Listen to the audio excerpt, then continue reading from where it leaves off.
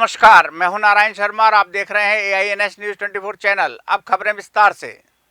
प्रधानमंत्री की मन की बात का प्रसारण आज हुआ, जिसका श्रवण करने मुख्यमंत्री विष्णुदेव साय, विधानसभा अध्यक्ष डॉक्टर रमन सिंह, वन मंत्री केदार कश्यप समेत वरिष्ठ पदाधिकारी एक साथ शामिल हुए। इस मौके पर मुख्यमंत्री ने कहा कि मन की बात कार्यक्रम में निरंतर छत्तीसगढ़ का जिक्र होना गौरव की बात है। उन्होंने कहा कि प्रधानमंत्री जी ने छत्तीसगढ़ में किए जा रहे काले हिरणों के संरक्षण के प्रयासों की सराहना भी की है। और आज बड़ा सौभाग्य का विषय है छत्तीसगढ़ के लिए कि उन्होंने छत्तीसगढ़ का जिक्र किया है, काले हिरण का उन्होंने जिक्र किया है, काले हिरण का यहाँ पर संवर्धन हो रहा है उसकी उन्होंने तारीफ की है।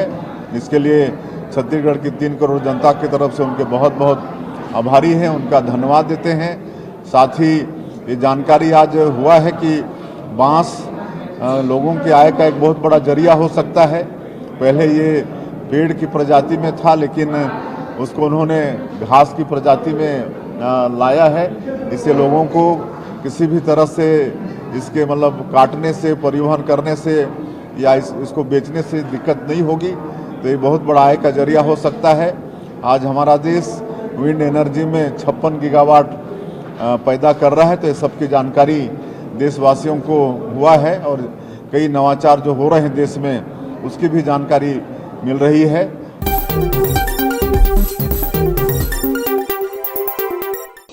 कांकेर जिले के भानुप्रतापुर विकासखंड में स्थित आरी डोंगरी लौह अयस्क खदान का मलबा धंसने की घटना के बाद हालात बेहद गंभीर हैं। खदान से निकले मलबे का पहाड़ गांव की ओर गिरने से करीब 23 घर प्रभावित हुए हैं, जिससे कई परिवार बेघर हो गए। दरअसल ये घटना लगातार एक ही स्थान पर मलबा डंप करने से हुआ। हम लोग को पट्टा बना के दे दो और जो हमारा नुकसान हुआ है, जितना भी हमारा गांव का नुकसान हुआ है दफाई का, उसका मुआवजा हम लोग दे दो। माना यहाँ तो कोई सरपंच नहीं है, कोई देखने नहीं आता है सर, तो किसको हम बोलेंगे कि यहाँ मना करो। ये डंप होते देख कर भी आना चाहिए कि यहाँ नीचे में घर है तो तुम यहाँ डंप मत करो, ऐसे करके बोलना चाहिए। सरपंच, सचिव है, जो भी हमारा गाँव में सियान है, अभी तक तो नहीं आया कोई नहीं बोलने के लिए। घटना की जानकारी लगते ही सांसद भोजराज नाग प्रभावित गांव पहुंचे और ग्रामीणों के सामने लौह अयस्क कंपनी प्रबंधन से चर्चा की और उचित व्यवस्था करने के निर्देश दिए। यहाँ गोदावरी माइंस के द्वारा जो बाउंड्री वाल बनाया गया था वो पूरी तरह से ध्वस्त हो गया है और गांव के लोगों का घर भी उसमें टूट गया है और काफ़ी ज़्यादा नुकसान हुआ है। मैं यहाँ के SDM और अधिकारियों को लेकर के निरीक्षण करने के लिए आया हूं और कलेक्टर को भी कहा हूं कि आने वाले समय में इसका पूरा जांच करा के इनका कितना मुआवजा बनता है उनको मुआवजा दिया जाए और इनको नया घर बना के दिया जाए। और साथ ही इनके खेत में जो लाल पानी जाता है तो उसके लिए भी मुआवजा दिया जाए या अलग से खेती करने के लिए ज़मीन खरीद के दिया जाए। आने वाले समय में जो सरकार की गाइडलाइन है उसके अनुसार माइंस को यहाँ काम करने की आवश्यकता है। यदि वो नहीं करता है, यहाँ के जलवायु पर्यावरण प्रभावित होता है, उसके लिए मैं केंद्र सरकार को और राज्य सरकार को पत्र लिखूंगा भी जाते हैं और इसके खिलाफ कार्रवाई कराऊंगा। फिलहाल कंपनी प्रबंधन ने प्रभावित परिवारों को अन्यत्र शिफ्ट किया है और प्रभावितों को नए मकान बनवा कर देने का आश्वासन दिया है। क्योंकि कोई भी माइंस हो या कोई भी इंडस्ट्री हो, वहाँ कभी भी कुछ दुर्घटना की संभावना रहता है, तो आप एक सेफ डिस्टेंसिंग, निरापद, जो सुरक्षित दूरता में रहो बोल के। लेकिन फिर भी ये लोग सोचा कोई दिखा नहीं ऐसे, मतलब खाली आंख में नज़र नहीं आया बोल के ये लोग महसूस नहीं कर पाए और ये लोग आगे बढ़ के घर बनाए थे। और ये मैं क्लियर कर देता हूँ कि हमारा कोई रिटेनिंग वॉल ढहा नहीं है। जहाँ रिटेनिंग वॉल हमारा वो चालू रहा था काम, जिस जगह पे रिटेनिंग वॉल हमारा अभी नया शुरू होने वाला था, वहाँ एक तालाब के उसमें हमको जो महसूस हो रहा है, देखिए उसमें तो जांच की बात है, IBM और DGMS जांच कर रहे हैं उसका, वो जांच से पता चल जाएगा कि क्या कारण है, वो क्यों ढहा।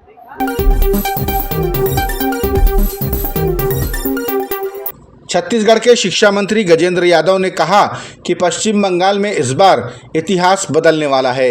वहां की जनता ने पहले चरण के मतदान में जो उत्साह दिखाया वो आज तक नहीं हुआ। यादव ने कहा कि इसका परिणाम भी चौंकाने वाला आएगा। उन्होंने कहा कि वे भी केंद्रीय गृह मंत्री अमित शाह के साथ रैली में थे, जहां वहां की जनता ने भयमुक्त होकर बड़ी संख्या में हिस्सा लिया।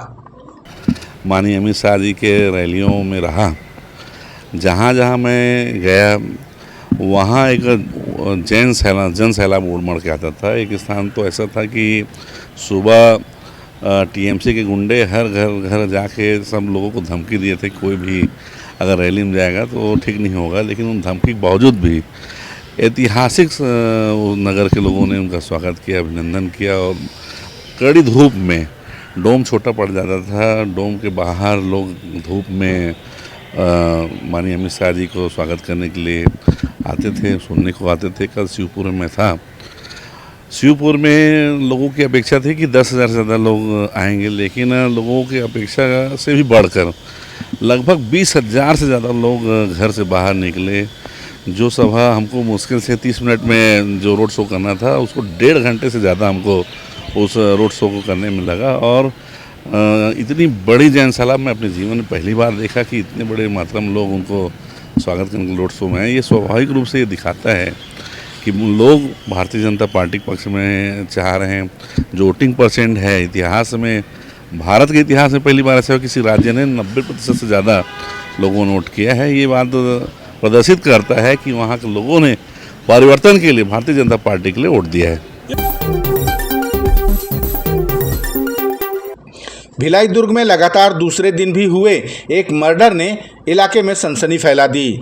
प्राप्त जानकारी के अनुसार भिलाई कुर्सी पार के वार्ड नंबर 44 में 2 युवकों के आपसी विवाद में एक युवक की जान चली गई।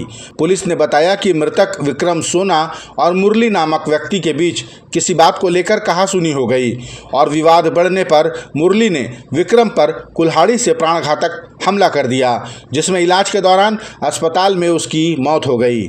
पुलिस ने आरोपी को हिरासत में ले लिया है। यहाँ पहुँचने पर पता चला कि आरोपी मुरली खेस है, उम्र लगभग 60 वर्ष का है। उसके द्वारा जो है जो मृतक है विक्रम सोना, उसको टंगे पर से वार कर दिया गया, जिसको मौके से हॉस्पिटल ले जाया गया था। हॉस्पिटल ले जाने के दौरान ही उसकी मृत्यु हो गई थी।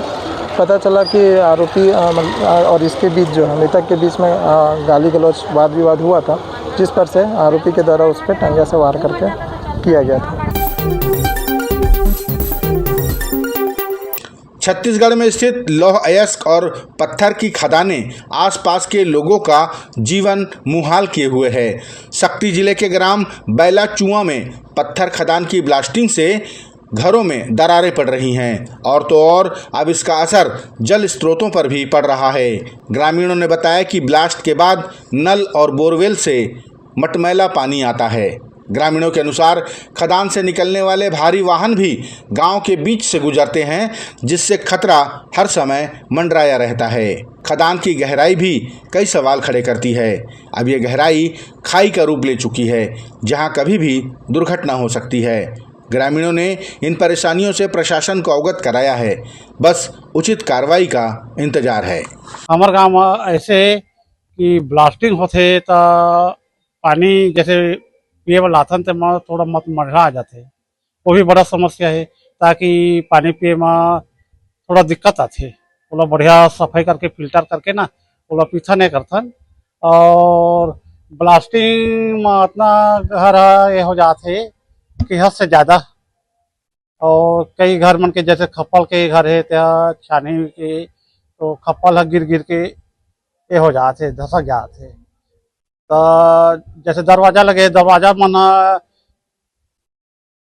लोहा के लगे है तो वो है ना हाल से तो झनझन झनझन बात से, जैसे खिड़की माना दरवाजा माना। गरियाबंद जिले के छूरा में महिला बाल विकास विभाग की मंत्री श्रीमती लक्ष्मी रजवाड़े ने नारी शक्ति वंदन अधिनियम को लेकर कहा कि महिलाओं को मिलने वाला आरक्षण रोकना महिलाओं के सम्मान पर आघात है। उन्होंने कहा कि इसका जवाब देश भर की महिलाएं उन दलों को जरूर देंगी जिन्होंने उनके सम्मान और मिलने वाले अधिकार पर रोक लगाई है।